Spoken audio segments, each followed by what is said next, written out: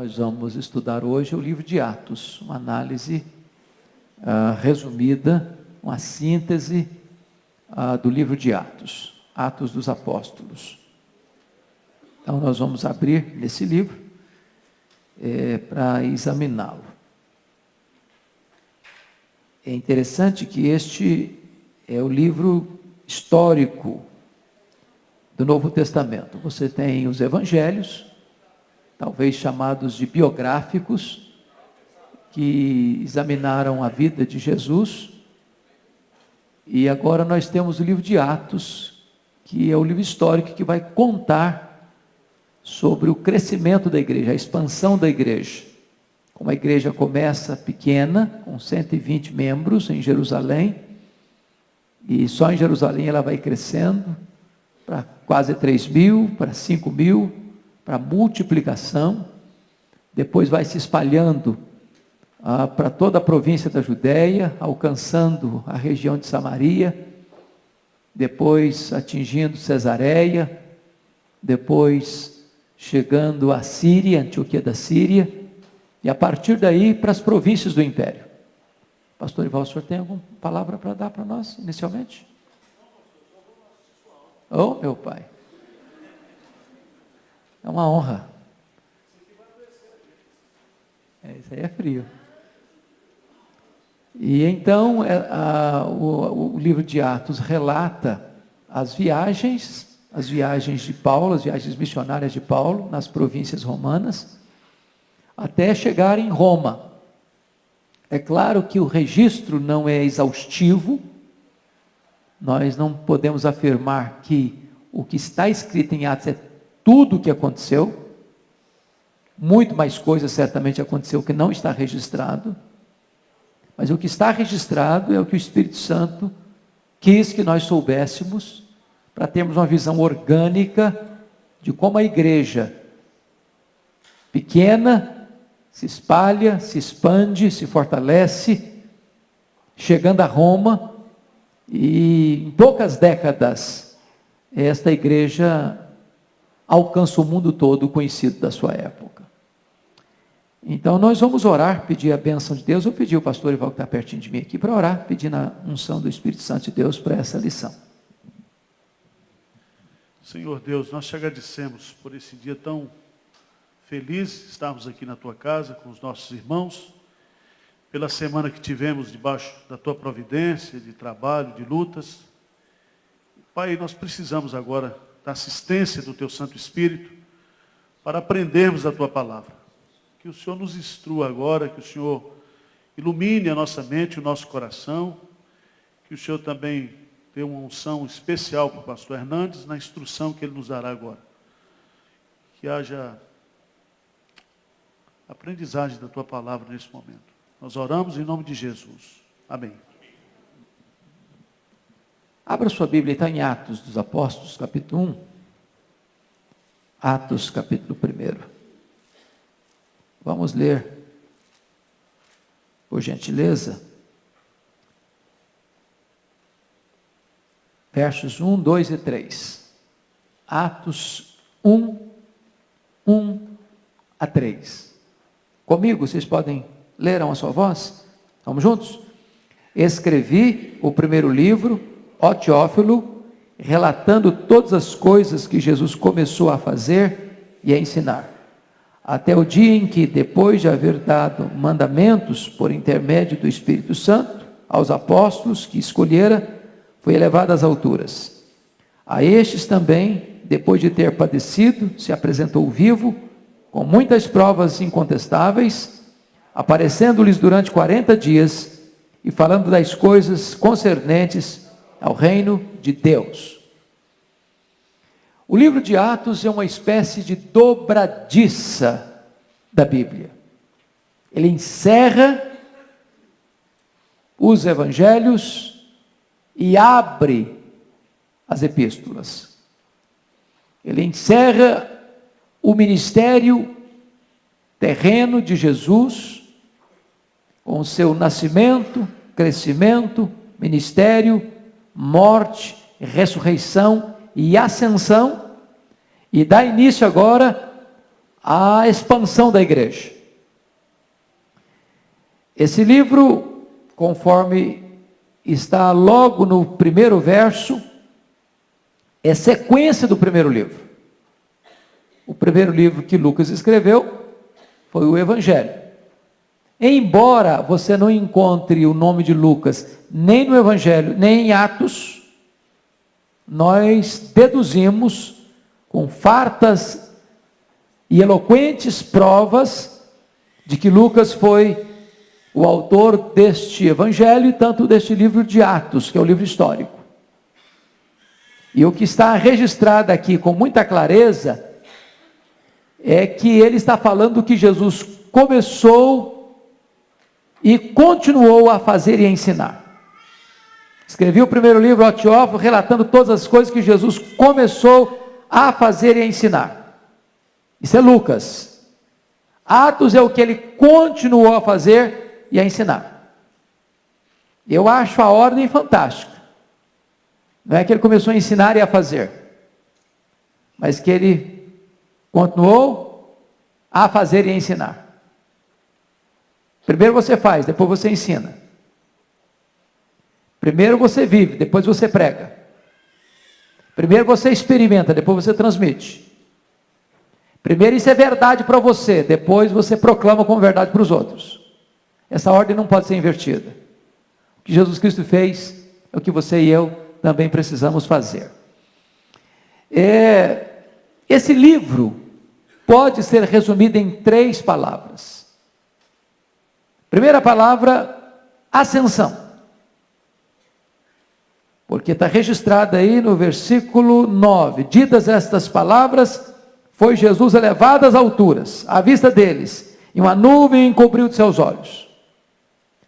Segunda palavra, descida. Logo no capítulo 2, Jesus ascende, o Espírito Santo desce. Jesus sobe, o Espírito Santo desce. Jesus volta para o Pai, Jesus derrama o Espírito Santo.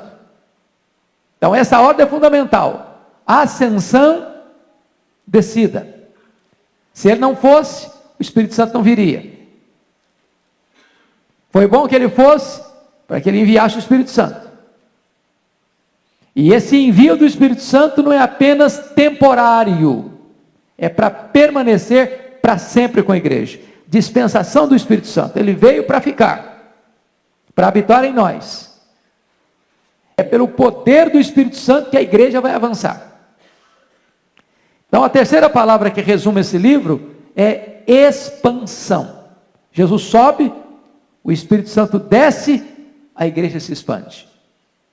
Jesus Cristo sobe, o Espírito Santo desce, a igreja cresce. Essa ordem também é vital.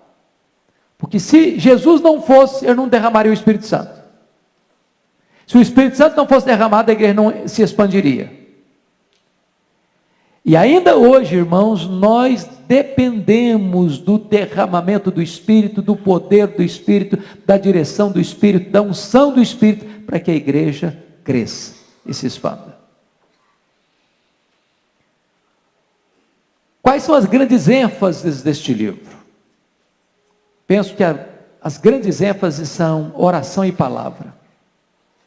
Leia o livro de Atos com cuidado e você vai perceber isso. Hoje nós estudamos muitos livros, muitas técnicas, muitos métodos, muitas abordagens sobre o crescimento da igreja. Houve até um instituto criado no século passado, no seminário de Fuller, sobre um movimento de crescimento de igreja, com Donald McGavran, que veio a se tornar o missionário mais importante do século passado. Mas, com o tempo, esse instituto de crescimento de igreja foi descambando para a questão do pragmatismo, estudando técnicas, métodos, formas de levar a igreja ao crescimento, usando metodologias boas, saudáveis, mas humanas. E nós entendemos uma coisa: o livro de Atos é o grande manual de crescimento da igreja. O livro de Atos é o grande mapa que nos revela a rota para o crescimento da igreja. E o crescimento da igreja, no livro de Atos, está estreitamente ligado à questão da oração e da palavra. Nós vamos ver isso com mais detalhes daqui a pouco. Segundo, você vai perceber outra coisa fenomenal: a conexão entre pregação e crescimento da igreja. Aliás, na história da igreja você pode constatar isso. Sempre que a pregação da palavra esteve em alta, a igreja cresceu. Sempre que a pregação da palavra esteve em baixa, a igreja retrocedeu. Por quê? Porque é bíblico. Deus chama os seus escolhidos pela palavra. A fé vem pelo ouvir e ouvir a pregação da palavra. Está lá em Atos 17, 20, que Deus chama, João 17, 20, que Deus chama pela palavra. Então, se você quer crescimento da igreja, tem que pregar. E essa pregação tem determinadas características. É no poder do Espírito Santo. Porque nesse ponto aqui, irmãos, deixa eu dizer para vocês algo extremamente importante e prático. Pastor Arival e eu temos tido a bênção e o privilégio de semanalmente estar pregando no culto desta igreja. Mas não pensem vocês que esse ministério está desconectado de vocês, não. Alguém já disse, e eu concordo: bancos vazios de oração produzem púlpitos sem poder. Podem ter certeza disso. No momento que a igreja ora pelos seus pastores, Deus concede poder a eles para pregar. Há essa conectividade entre os bancos e o púlpito. Sempre que a igreja orou, a pregação foi ungida, revestida de poder. E essa pregação no poder do Espírito Santo é que produz crescimento da igreja. Terceira coisa que você vai notar com muita clareza nesse livro é a conexão entre sofrimento e glória. Ainda no mesmo espírito da primeira mensagem que foi nos pregada nesta manhã. Quando a igreja passa por um sofrimento, quando um crente passa por sofrimento, aquilo é um prelúdio da glória. Aquilo é uma preparação para uma grande vitória.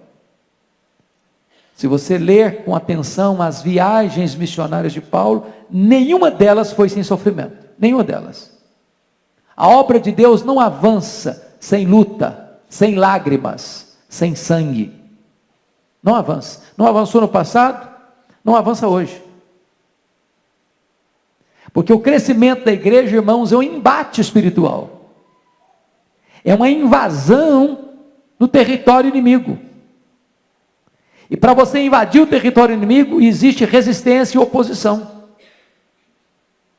E certamente é nesse confronto, é nesse embate, é nessa luta sem trégua, é que a igreja cresce, é que a igreja avança. Bom, nós admitimos então que o autor deste evangelho é Lucas. Quem é Lucas? Lucas nos é apresentado como médico, não é verdade? Está escrito isso lá em Colossenses, capítulo 4, verso 14. O nome dele é citado só três vezes na Bíblia. Colossenses 4,14, Filemon, versículo 24, e 2 Timóteo 4,11. Lucas não era judeu. Ele é o escritor do Novo Testamento, não era judeu, ele era gentio. Muito provavelmente nasceu em Antioquia da Síria.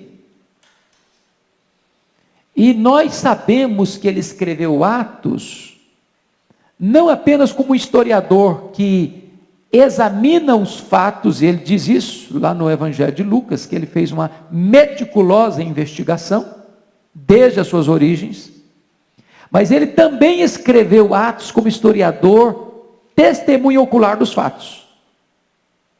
Porque a partir da segunda viagem missionária, ele se insere no registro. Ele se apresenta como alguém presente nos fatos, acompanhando as caravanas, acompanhando as viagens. Você pode testificar isso, por exemplo, capítulo 16.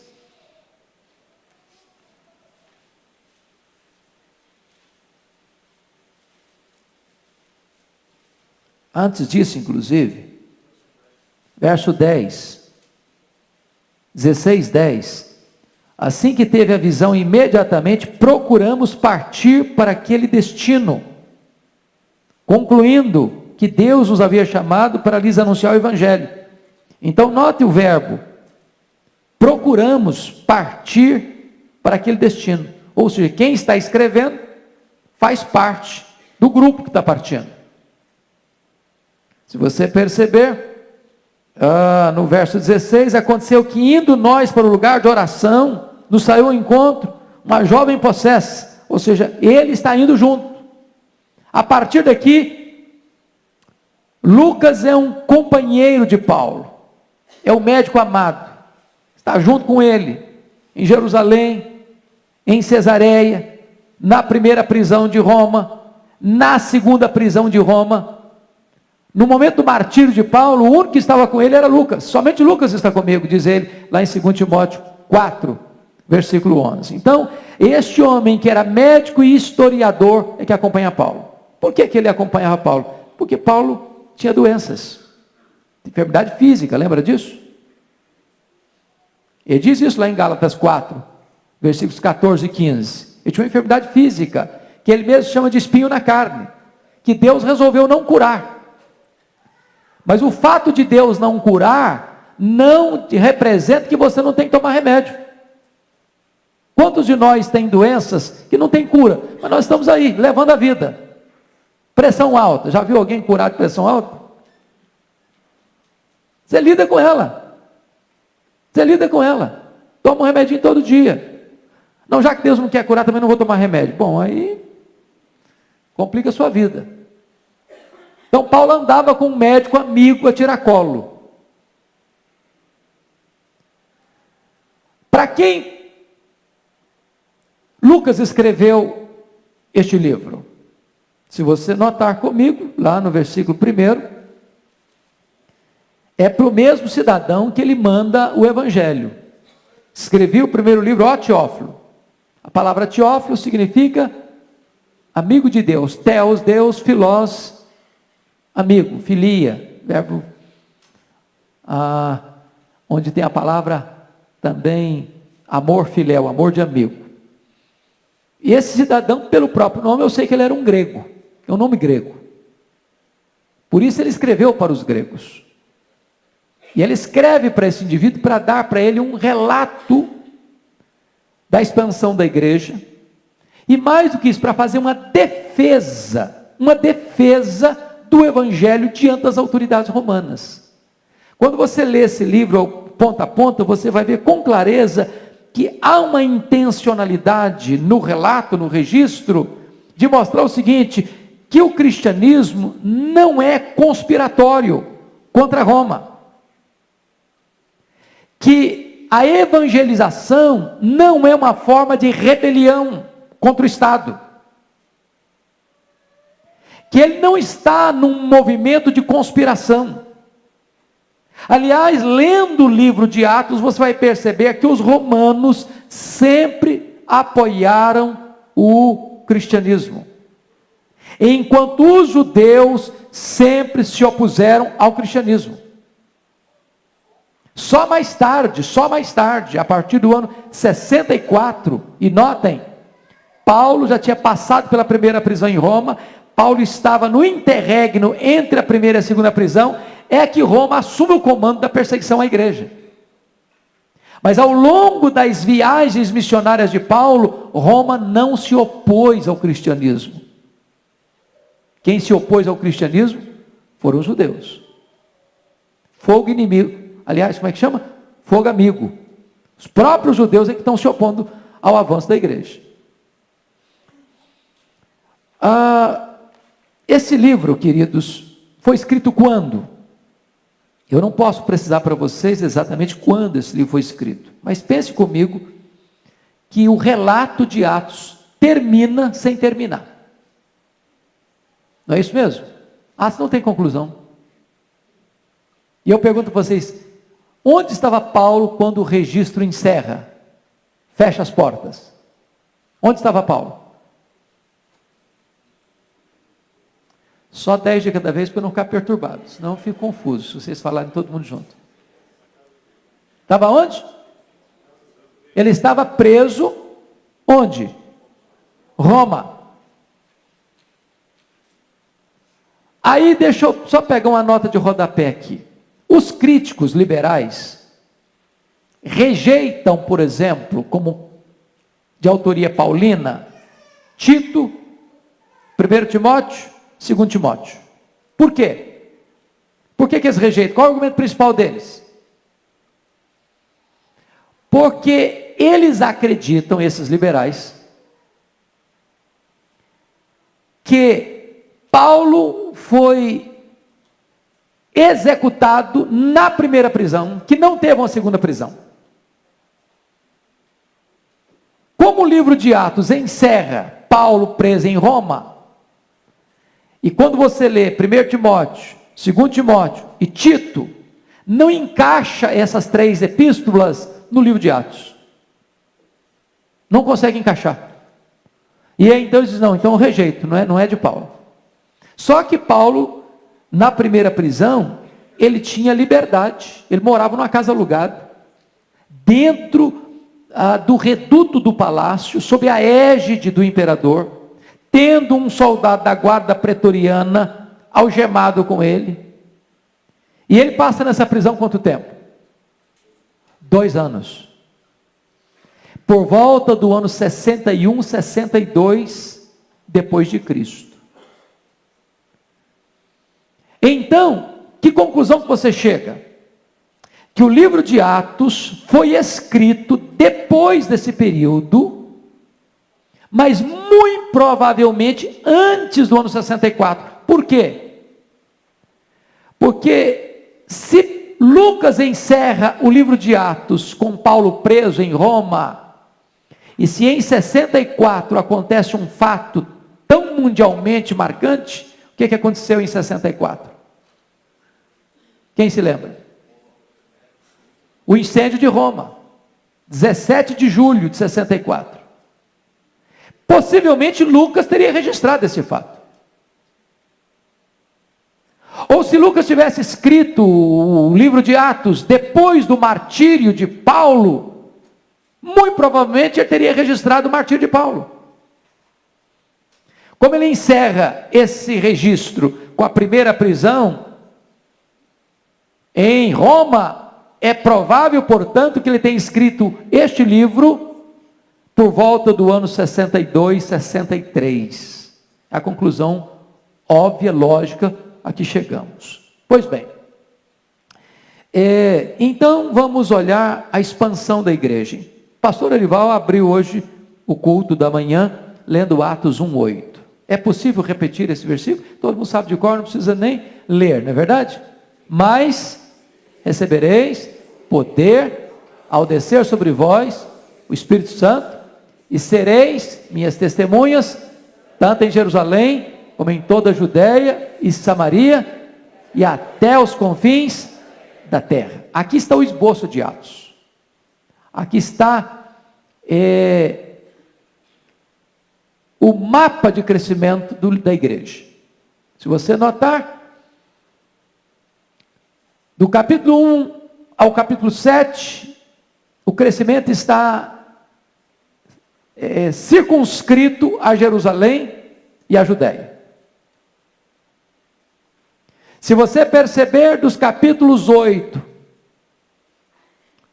até o capítulo 11, o crescimento avança para Samaria, chegando até Antioquia.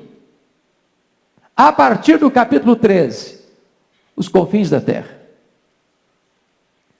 Então está claro no livro de Atos, crescendo em ondas cada vez maiores, cada vez maiores.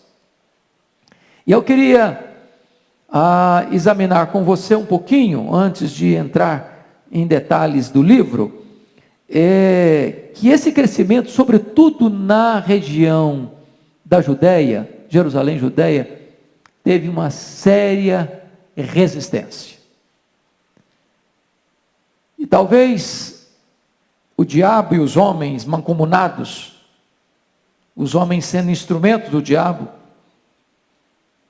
ofereceram resistência a esse crescimento.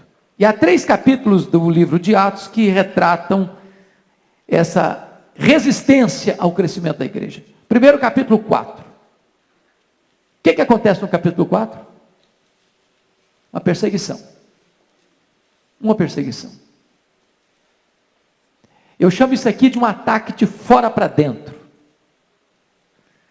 Vocês já viram em algum lugar uma igreja cheia do Espírito Santo ser destruída pela perseguição?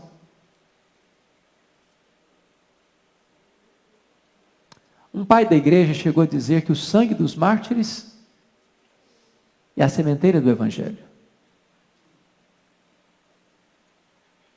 Às vezes a perseguição chega. E quando a perseguição chega, ela tem uma finalidade. Ela depura a igreja. E ela fortalece a igreja. Porque a primeira coisa que acontece na perseguição é que os falsos crentes se revelam. As máscaras caem. Ninguém morre por uma coisa que você não tem convicção. A pessoa pode até morrer por heresia, sabia? Tem muçulmano aí amarrando bomba no corpo e morrendo. Mas se você perguntar para ele se ele acredita naquilo, ele acredita.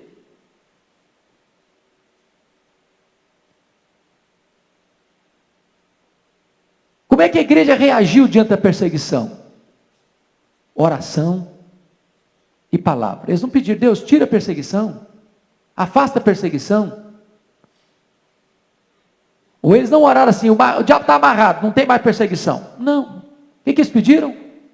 Dá-nos poder, Senhor, para que com intrepidez nós preguemos a Tua palavra. Tendo eles orado, o lugar onde estava tremeu, todos ficaram cheios do Espírito Santo, e eles começaram a pregar com autoridade, ousadia, a igreja se expandiu. Só que o diabo não tem apenas uma arma, um método. Está lá em Efésios, capítulo 6, versículo 11, que você deve ficar firme contra as ciladas do diabo. Lembra disso? A palavra cilada no grego lá é metodeia. De onde vem a nossa palavra? Método, estratégia. Em outras palavras, o diabo tem muitas estratégias. Ele é perseverante. O fato de você ter vencido um round não significa que você está com toda a vitória segurada, não. Você tem que continuar perseverando. Aí chega no capítulo 5, o diabo muda de método. Ele bota dentro da igreja um casal hipócrita. Como é que chamava esse casal? Ananias e Safira. Qual o pecado desse casal? Vocês lembram? O que motivou esse casal a vender uma propriedade? E entregar um valor aos apóstolos? Lembram disso? Qual foi a motivação deles? O José, chamado filho da consolação, Barnabé, vendeu uma terra, vendeu uma propriedade, levou todo o valor e entregou aos apóstolos para ajudar os pobres. Eles olharam aquele negócio, vão fazer o mesmo? Esse negócio dá prestígio. A gente vai ficar bem visto na igreja. A gente vai ter promoção na igreja. É legal isso. Só que marido e mulher fizeram um acordo. Vamos fazer o seguinte, combinado aqui, hein? Conta para ninguém não, só nós. Vamos reter uma parte. Vamos chegar lá para Pedro e falar, estamos trazendo tudo. Eles queriam prestígio. A intenção deles não era socorrer os necessitados. A intenção deles era se autopromover. A motivação era ruim. A obra podia ser boa. A gente pode fazer coisa boa com a motivação errada, sabia? Eu fico pensando se as igrejas de hoje, diante de uma oferta boa daquela, teria coragem de fazer o que Pedro fez. Não, irmão, glória a Deus, não importa a sua motivação, não. Você pode trazer o dinheiro é sempre bem-vindo. Pedro perguntou, por que encheu Satanás o seu coração? Para você mentir o Espírito Santo. Você não mentiu a homens, você mentiu a Deus. Você vai morrer, cara. O cara empacotou ali aos pés de Pedro. Daqui a pouco chega a dona Safira e o Pedro pergunta: e aí, vocês venderam o terreno? Ah, vendemos. E aí, foi por quanto? Ah, foi tanto. Combinado com o marido para enganar. Pois é, seu marido já morreu, você vai morrer também. O que isso produziu na igreja? Temor. Ô, gente, ser membro da igreja era um perigo. Eu vou para lá nada. Uma igreja santa é um perigo para quem quer viver no pecado. É uma ameaça para quem quer viver no pecado. E diz a Bíblia que essa intenção de Satanás de se infiltrar logrou, não deu certo, porque a igreja cheia do Espírito Santo discerniu as coisas e a igreja continuou crescendo. Ah, o diabo mudou de tática outra vez. Aliás, é muito oportuno isso, porque nós estamos numa eleição de diáconos. Capítulo 6, agora não é a perseguição nem a infiltração, é a distração. A igreja começou a crescer. E preste atenção, irmãos, não há crescimento de igreja sem crescimento de problemas. Você não quer ter problema? Não cresça. Fique estagnado. Sabe um lugar que não tem nenhum problema no mundo? Cemitério. Já viu problema no cemitério? Já viu gente falar mal dos outros no cemitério? Já viu gente passar necessidade no cemitério? Gente precisa ser socorrida, aconselhada, acompanhada. Não tem esse problema. Lá é uma paz, é um sossego. Mas também não tem vida. Quando a igreja cresce, pode ter certeza, os problemas vão surgir também. Crescer também. E diz a Bíblia que as viúvas dos helenistas começaram a ser esquecidas na distribuição diária. Era um período de escassez, de necessidades. E essas viúvas se sentiram injustiçadas na distribuição. Quem eram os helenistas? Quem eram? Eram judeus nascidos fora de Israel, que tinham vindo para morar em Israel, passando uma magrela. E elas olharam, não, as viúvas dos judeus aqui, que nasceram aqui, os nativos aqui, estão sendo melhor assistir que nós. Eu acho que nós estamos ficando gente de segunda categoria aqui. Nós estamos ficando gente aqui esquecida. Então, isso não é justo para fazer com a gente, não. Nós queremos o mesmo tratamento. O que é que surge na igreja? Murmuração. Você acha que tem murmuração na igreja ainda? Tem crente que murmura até hoje? Ô, gente, murmuração é um negócio perigosíssimo. Perigosíssimo, contamina, polui, atrapalha, gera mal-estar, gera tristeza. O que acontece diante da murmuração? Os apóstolos começaram a ficar distraídos, servindo as mesas, correndo para lá, correndo para cá, resolvendo isso, resolvendo aquilo, e perderam o foco. Até que eles tomaram a decisão da mais alta importância. Não é bom o que nós estamos fazendo. Quanto a nós, Atos 6:4, nos consagraremos à oração e ao ministério da palavra. Vamos constituir dentre vós homens cheios do Espírito Santo, cheios de fé, cheios de sabedoria para esse mistério, para esse ministério. E aí foram eleitos o que nós chamamos de diáconos. E aqui você aprende duas coisas.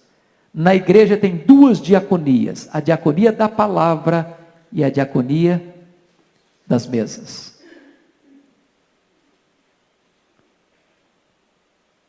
Ambas são importantes, ambas são necessárias, ambas precisam acontecer na igreja.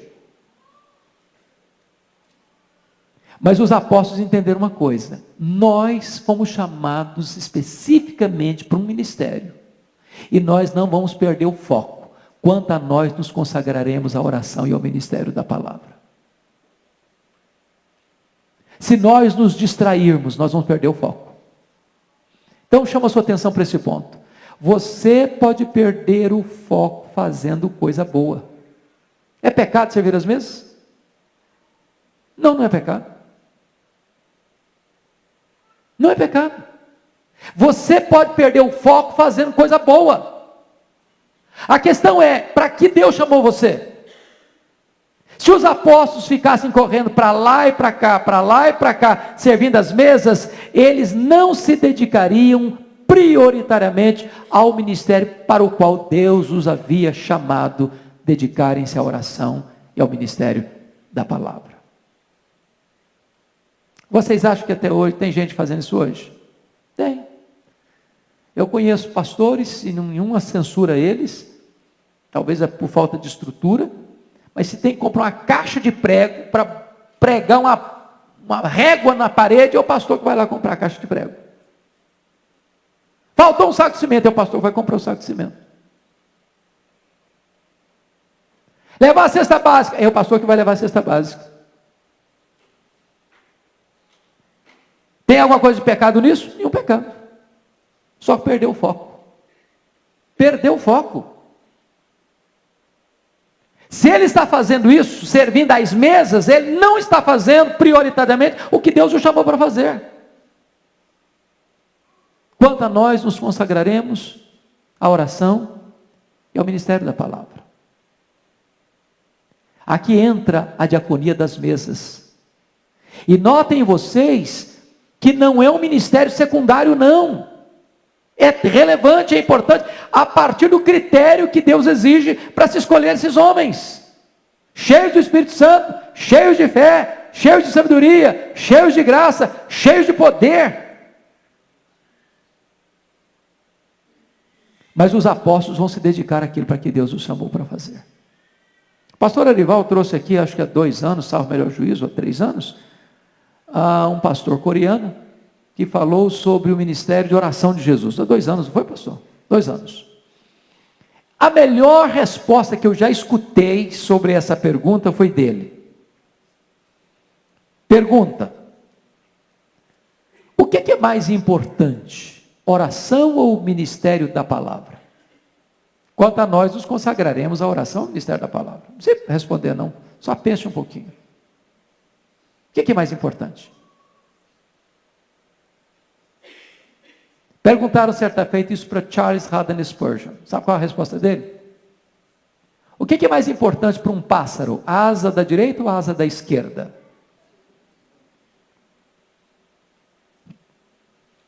E esse pastor coreano que esteve aqui em Pinheiros, para mim deu uma resposta maravilhosa. Ele disse assim: Deus valoriza tanto a sua palavra, coloca a sua palavra num grau de supremacia tal, que deu primazia à oração. Porque se você não for um homem ou mulher de oração, não haverá virtude do Espírito na sua boca para pregar essa palavra. Lembra de Elias? Agora sei que a palavra do Senhor na tua boca é verdade. Você já percebeu que às vezes uma pessoa prega uma verdade e não acontece nada? A outra chega e prega a mesma verdade e os corações se derretem? Por que isso? É porque um é boca de Deus, o outro não é. Por isso o texto diz: quanto a nós nos consagraremos à oração e ao mistério da palavra. Talvez uma das maiores tragédias da igreja contemporânea é que nós separamos a academia de piedade. Separamos pregação de oração. E pregação sem oração, dizia Lutero, endurece o coração. Endurece o coração.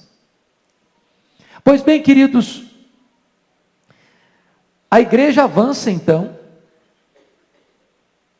elege os diáconos, a igreja expande, a igreja cresce. Só que um desses diáconos, mesmo sendo mordomo das mesas, não deixa também a mordomia da palavra. Porque Estevão vai ser um diácono pregador. Estevão vai ser um diácono operador de sinais e maravilhas. E Estevão vai provocar uma oposição radical dos líderes da sua nação, os membros do Sinédrio.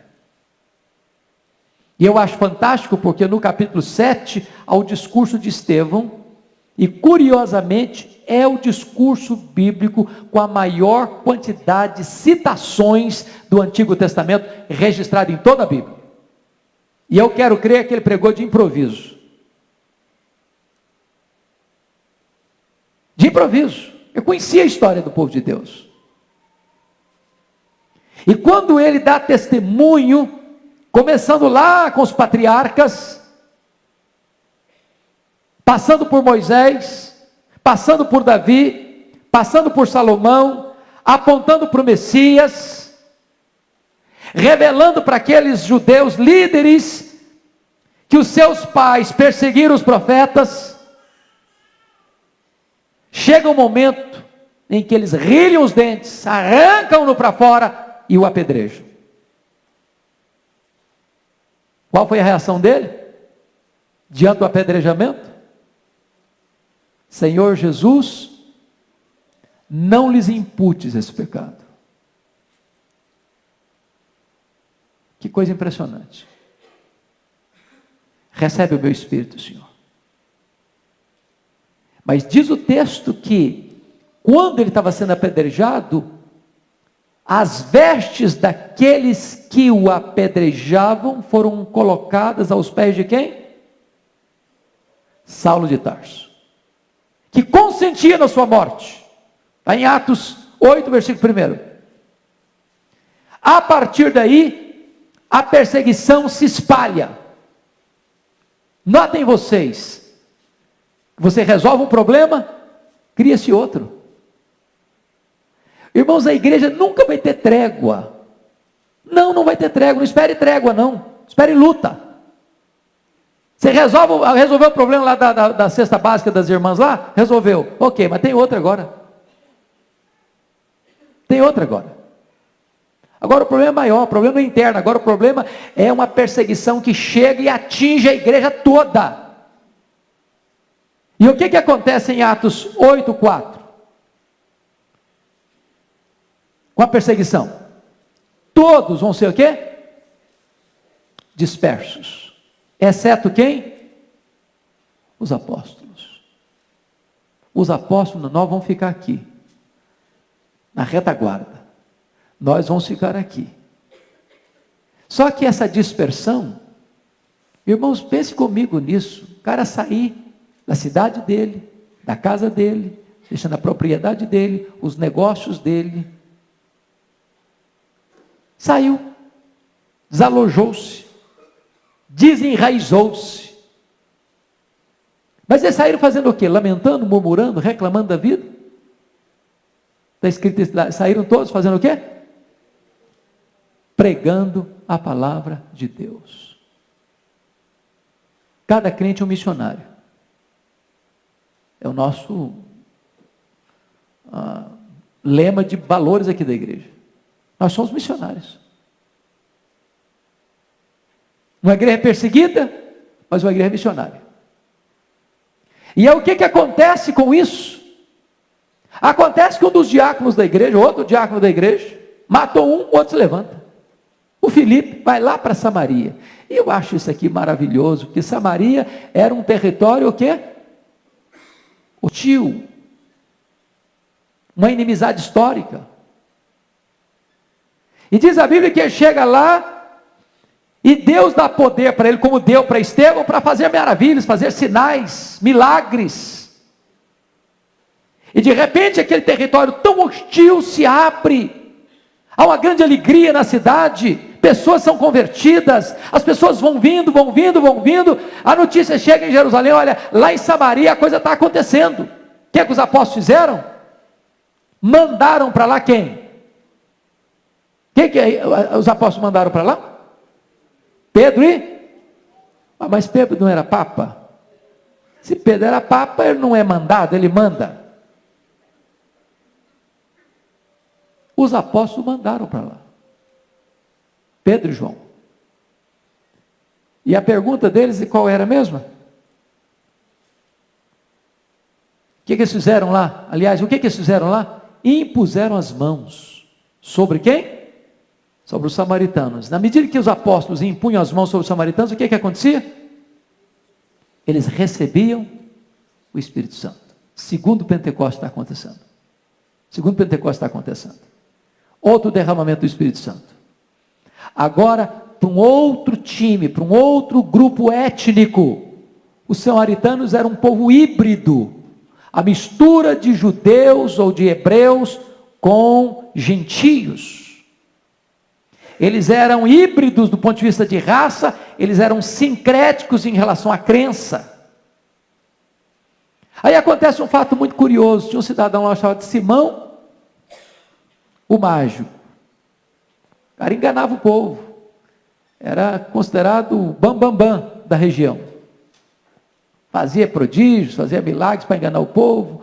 Quando ele viu a obra de Deus, eu falei, gente, que legal, esse poder eu não conheço, esse poder eu não tenho. E aí as pessoas eram batizadas, eu falei, eu vou também. Entrou na fila, entrou para a igreja, foi membro da igreja, de butuco olhando, o que está acontecendo? O que está acontecendo? O que está acontecendo? Esse poder eu não conheço, isso aí eu não sei o que é, eu preciso conhecer esse negócio. Quando os apóstolos chegaram e impunham as mãos das pessoas, recebiam o Espírito Santo, aí ele botou as unhas de fora e disse, foi o seguinte, chamou o Pedrão de lá, falei, Pedro, João, vem cá, vocês querem quanto? Fala para mim aí, me ensina esse negócio, me ensina esse segredo aí, me ensina essa mágica eu não conheço ainda, eu dou dinheiro para vocês, eu quero aprender esse negócio de impor as mãos, a pessoa recebeu o Espírito Santo, esse negócio é magnífico, isso é fantástico, isso é um poder fenomenal, eu não posso ficar sem essa não. Daí surgiu uma palavra no vocabulário humano. Lembram que vocabulário é esse? Simonia. O que é simonia? O que é simonia, gente? Simonia é a compra de cargos eclesiásticos ou de poder espiritual com grana, com dinheiro. Isso aconteceu na história da igreja? Mas muito.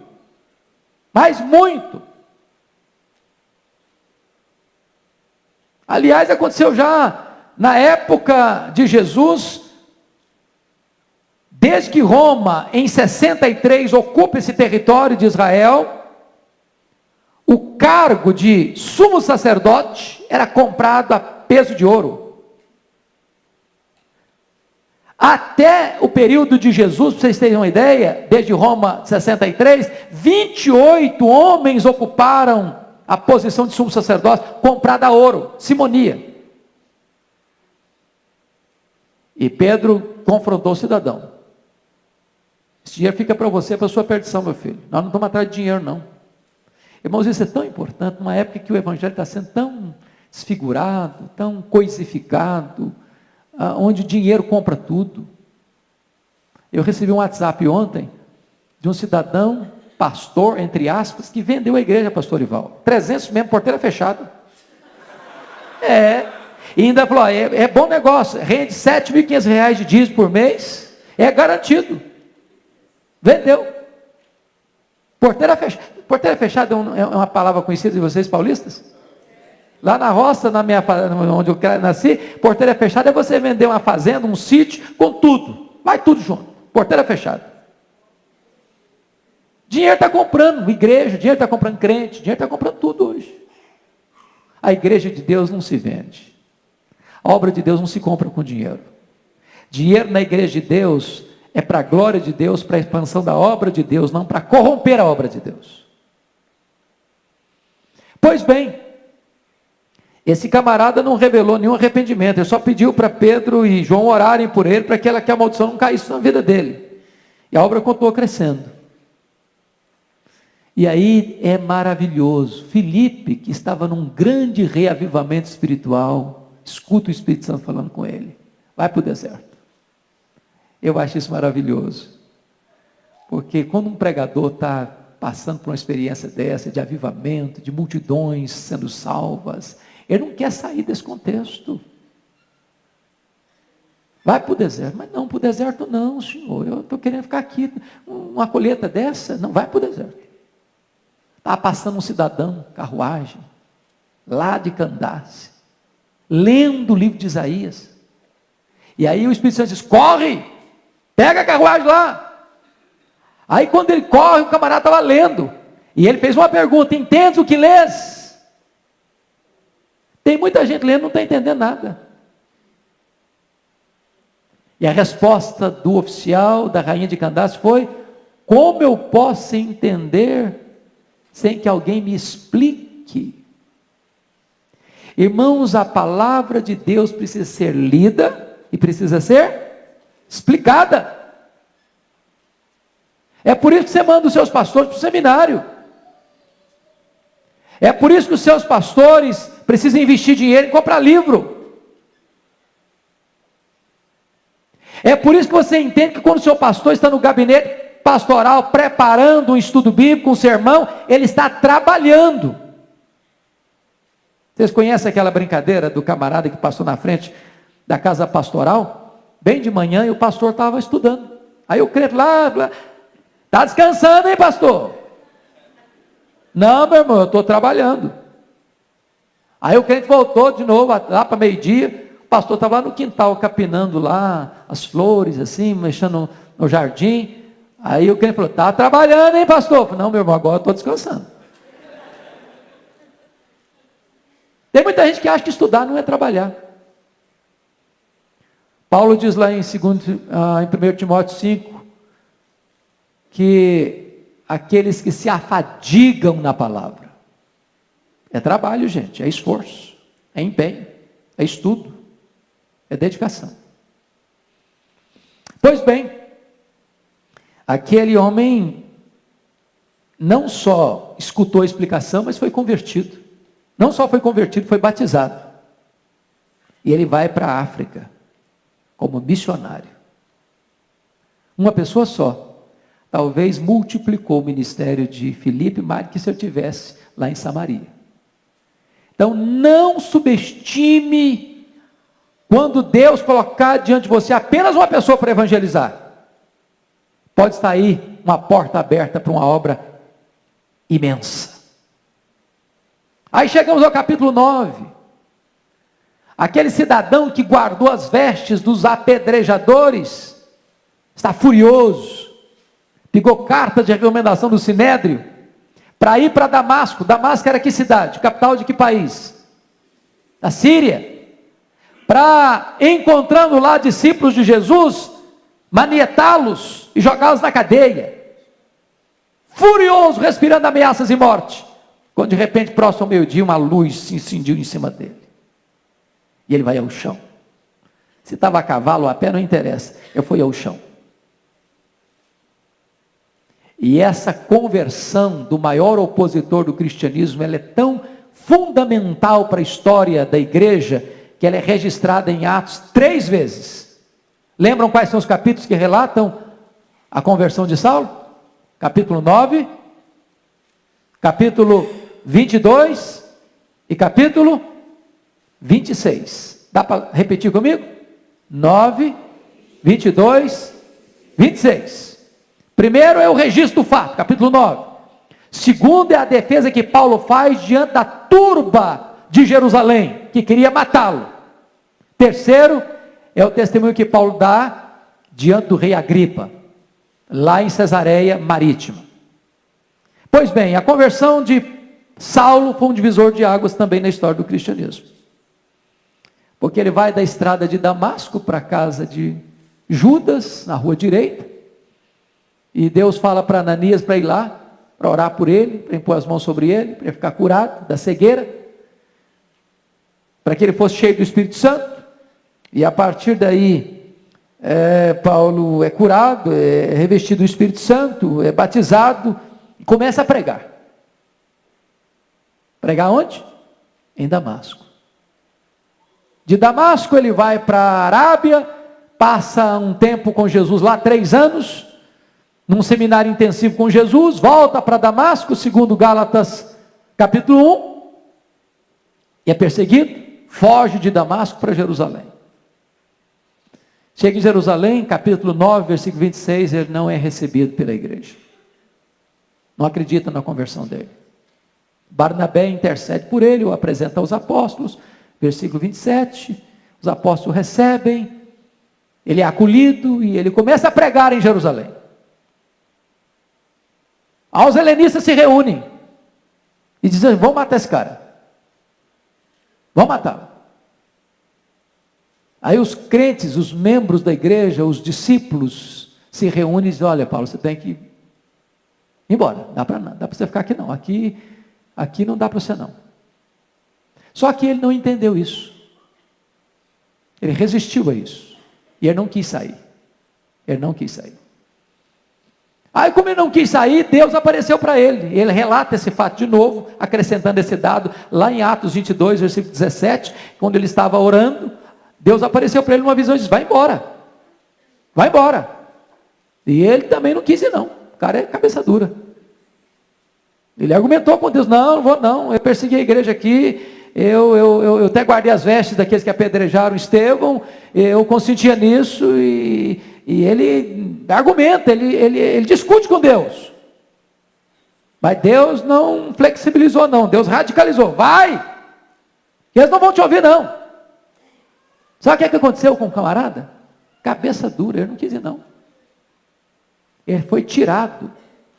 Se você ler Atos 9:30, os discípulos o levaram, ele foi levado, saíram com ele, e o levaram para Cesareia, de Cesareia mandaram-no para a sua cidade natal de Tarso, e em Tarso ficou cerca de 10 anos, no molho, no anonimato.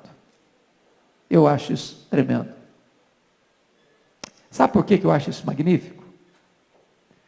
Você e eu, como Saulo de Tarso, não fazemos a obra fiados na nossa própria força. Se a gente confiar em nós estamos fritos. Deus não permite que você faça a obra confiado nas suas forças.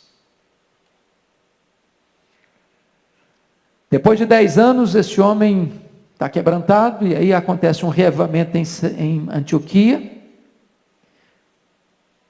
A igreja manda para lá Barnabé se lembra do Saulo, vai atrás dele. Atos 11:25 diz que pega Saulo, leva para Antioquia, e eles ensinaram lá uma multidão de discípulos. Um reavivamento. Aí Atos 13, algo sublime, a igreja estava orando e jejuando.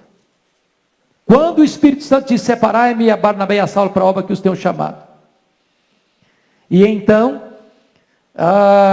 Barnabé e Saulo são chamados por Deus, a igreja ora, a igreja impõe as mãos, a igreja os envia, eles levam João Marcos e vão para a primeira viagem missionária. Chega em Pafos, na ilha de Chipre. O procônsul quer ouvir o evangelho, o seu mágico particular Bar Jesus quer impedir. Aí diz a Bíblia que Saulo, cheio do Espírito Santo, olhou para o mágico e disse: servo do diabo, até quando perverterás os retos caminhos de Deus? Ficarás cego. A cegueira caiu em cima dele, a luz do evangelho brilhou no governador, e ele se rendeu a Cristo. Aí vão dali para perto da Panfilha, uma região alagadiça, Atos 13:13.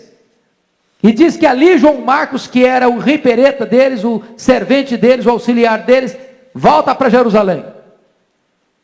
E diz a Bíblia que então Paulo e Barnabé sobem as montanhas do Cáucaso e vão lá para a Galácia, a região da Galácia do Sul, província romana.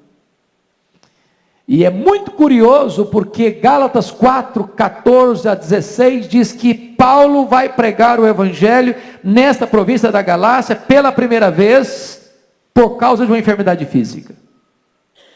E essa enfermidade física muito provavelmente foi o espinho na carne, que muito provavelmente foi uma malária que ele contraiu nessa região alagadiça, que atingiu inclusive a sua visão. E ele chega na região da Galácia, Antioquia da Pisídia, Icônio, Listra e Derbe, essas 4 cidades. Lutas, perseguição, foi até apedrejado em Listra, mas deixa igrejas plantadas, a obra de Deus estabelecida, liderança ordenada, e a igreja avança nessa região da Galácia. Aí eles voltam para a igreja de Antioquia, que era a igreja enviadora, e aqui tem um princípio fundamental: missionário tem que estar ligado à igreja local, e a igreja local tem que estar associada ao missionário. Porque hoje, irmãos, por causa até, penso, acho que o Arival concorda comigo nesse ponto, pela omissão da igreja, muitas agências missionárias tomaram o lugar da igreja. E eu não estou dizendo que a agência está errada, não. Tem hora que é necessário, por uma questão de logística e tudo mais. Mas a agência missionária não pode substituir a igreja. Não pode. A igreja precisa ser encorajada pelo missionário. O missionário precisa voltar à igreja e dizer: olha, está acontecendo isso, isso e isso, Deus está fazendo isso, isso e isso, para que a igreja, renovada no ânimo, possa continuar investindo na obra. O missionário precisa ir, saber que por trás dele tem uma igreja que o sustenta, que ora por ele, que o acompanha, está do lado dele, na obra missionária. Se você ler Atos 14, versículo 26 e 27, reunida a igreja, eles relatam quantas coisas fizera Deus, e como Deus abrira a porta do evangelho para os gentios. Eu acho isso maravilhoso, porque quando eles dão testemunho, eles não chamam os holofotes para eles dão glória a Deus. Mas voltando de novo àquela ideia, Atos 15, não há crescimento da igreja sem o quê? Sem o quê? Perseguição, sem oposição.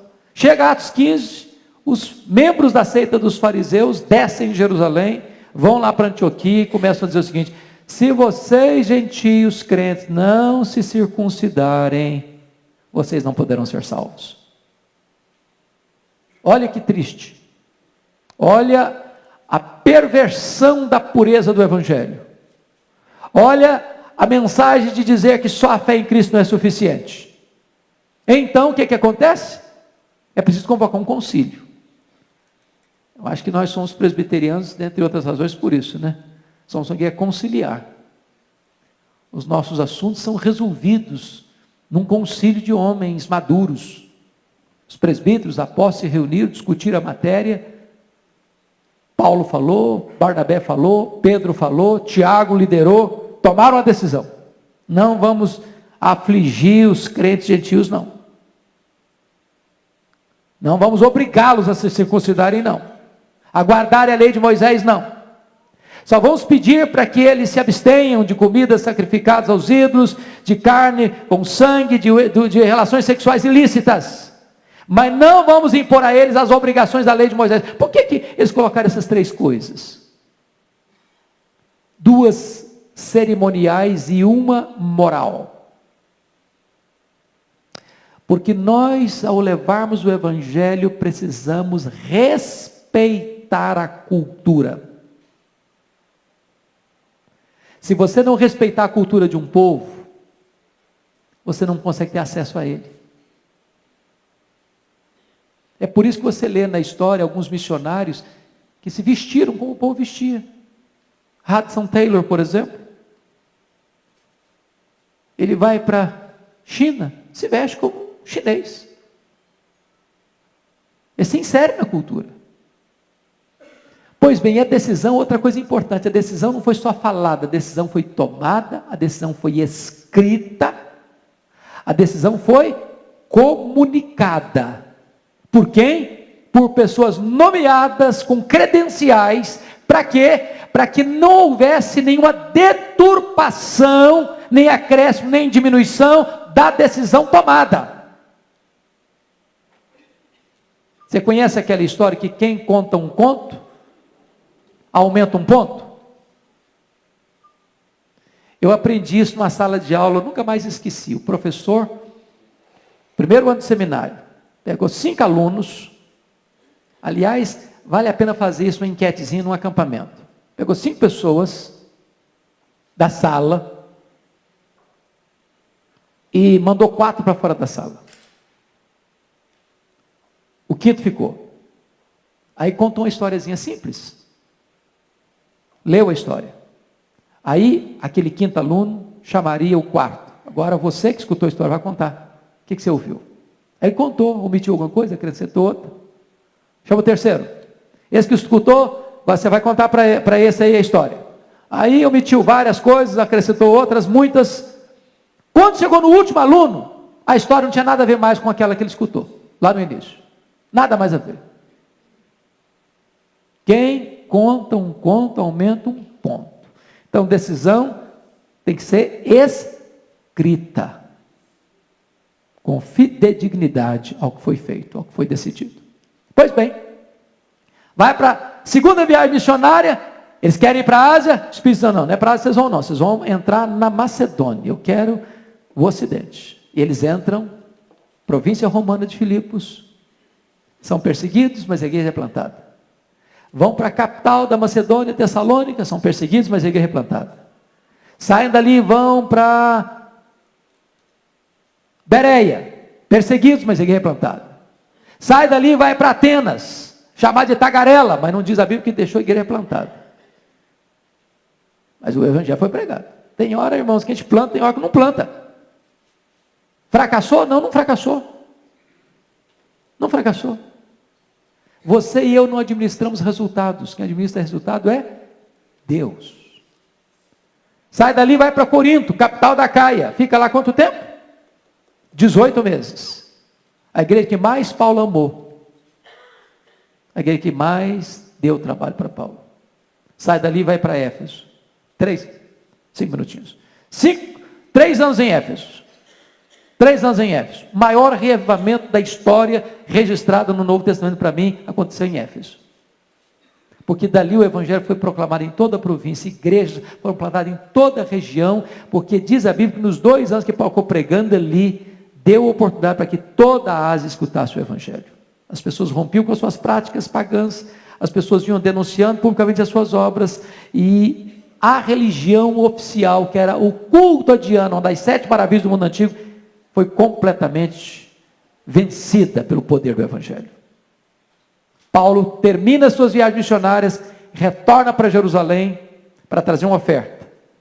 Nessa vinda para Jerusalém, é profetizado que ele vai ser preso. Ele tem percepção que vai ser preso, mas ele não recua, ele vai. É preso mesmo. Os judeus querem matá-lo. Diz a Bíblia que 40 judeus entram em conspirata para matá-lo, com um voto de anátema, de não comer, não beber, enquanto não matar Paulo. O projeto de Deus triunfa. A notícia vaza e Paulo é levado para Cesareia, sob a guarda romana, e ele fica 2 anos preso lá, acusado pelos judeus, sob a égide dos governadores Félix e Festo. E diz a Escritura que Festo estava para entregar Paulo ao Sinédrio, para ganhar a simpatia dos judeus, e Paulo, percebendo a jogada, usando do direito de cidadão romano, disse: eu sou cidadão romano e quero ser julgado em Roma. O governador disse: para Roma você quer ir? Para Roma você irá. E Paulo então embarca para Roma, porque Deus o queria em Roma, porque ele queria estar em Roma. E quando embarca, um naufrágio. A providência é carrancuda, mas a face é sorridente. 276 pessoas no navio. Nenhum se perdeu. Eles chegam em Malta. Os malteses precisavam do evangelho. Por isso que o naufrágio aconteceu. Deus usa uma providência carrancuda para alcançar um propósito sublime. E ele ficou 3 meses naquela ilha, curando os enfermos, orando por eles, pregando o evangelho. Depois de 3 meses, os malteses o enviam para Roma. E ele chega lá com suas necessidades supridas, algemado. Mas ele vai dizer na carta aos Filipenses que as coisas que aconteceram contribuíram para o progresso do evangelho. Porque ele estava preso, diz a Bíblia que a igreja foi mais encorajada. Porque ele estava preso, toda a guarda pretoriana, que eram 16 mil soldados da mais alta patente, tomam conhecimento das suas cadeias em Cristo, e muitos deles se convertem a santos na casa de César, porque ele estava preso, não podendo viajar. Como Comece a escrever cartas. Por isso que você tem Efésios, Filipenses, Colossenses e Filemão na sua Bíblia. A providência é carrancuda, mas a face é sorridente. E o livro de Atos encerra com Paulo preso nesta primeira prisão em Roma. Não tem conclusão Atos, sabe por quê? Porque você e eu continuamos Atos. Talvez o capítulo 29 de Atos é a sua história, é a minha história, é a nossa história. Que Deus nos ajude a sermos fiéis, para que a obra avance, até que Cristo volte. Que Deus nos ajude. Amém.